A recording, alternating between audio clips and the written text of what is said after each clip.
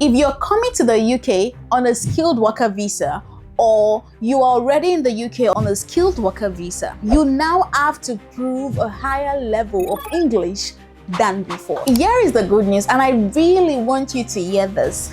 Some of you watching this video right now may not need to take the English test. By the end of this video, you would know where you stand. You would know whether you need to take the test or not. So stay with me.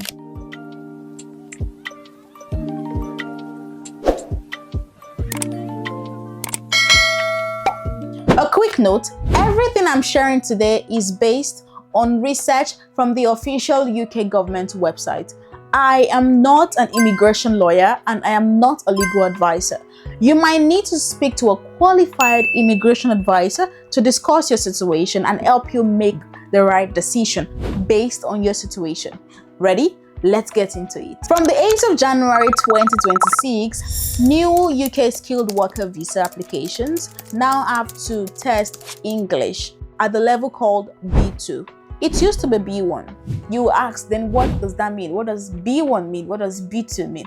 I would tell you shortly. B1 is intermediate in plain words. It means you can get by a conversation, you can handle conversations with people, you can speak, like everyday conversations.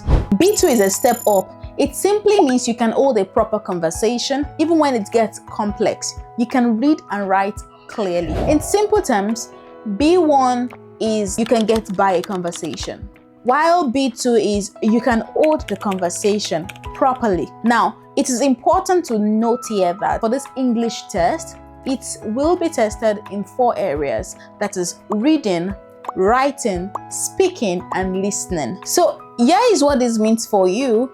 The new applications coming in after the 8th of January 2026 would have to prove their English test at this level called B2. This means if you had your visa before 8th of January 2026, and I mean your skilled worker visa, you may not need to prove your English proficiency. Based on information around, a lot of people assume that once they hear, oh, I need to do an English test, they need to go and book it.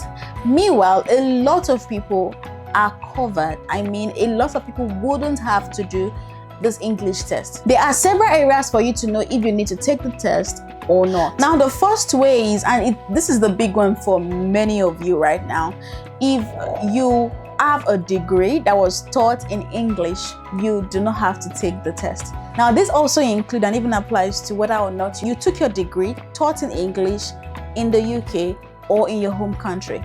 You do not have to take the test. Now, the second way is this: if you studied in the UK and you had something like a GCSE certification or an A level before you turned 18, that can count as well. There's a third way, and that is your nationality. If your country falls on the approved list as seen on the gov.uk website, you do not have to prove or take this English test, and that's because your passport does the job for you. And one more for the health workers: if you're a doctor, if you're a dentist, if you're a nurse or a vet, you've already taken an English assessment test that has been accepted. This you've taken most likely with your professional body. That counts as well. If none of this applies to you, then you need to take the test, and there is a right and wrong way to take it. The wrong way can cost you a lot of money, so you need to pay attention right here. You have to take an approved test called CELT. It's more like a secured English test. Now, here is what you need to do. The first thing is you need to check if you need to take the test, and that includes checking your degree, your nationality, and other routes we've discussed earlier in this video. The second thing is, if you need to take the test, then ensure it's the qualified or the secured English test as seen or as accepted by the Home Office. You might need to check gov.uk website for more information on that. The third thing I would say for you to do is, if you're taking the test, get the small things right. Ensure your name on your passport is the name on the test. Ensure they are not different. Here you have it.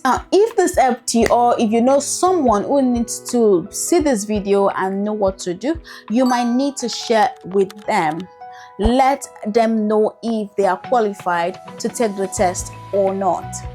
Now, subscribe if you're not, and ensure you leave your comment. Have you taken the test before, or you're just planning to? Let me know in the comment section. I read every one of it. Remember, I do the homework so that you do not have to, and all you need to do is just to listen in and get the right information. See you in my next one.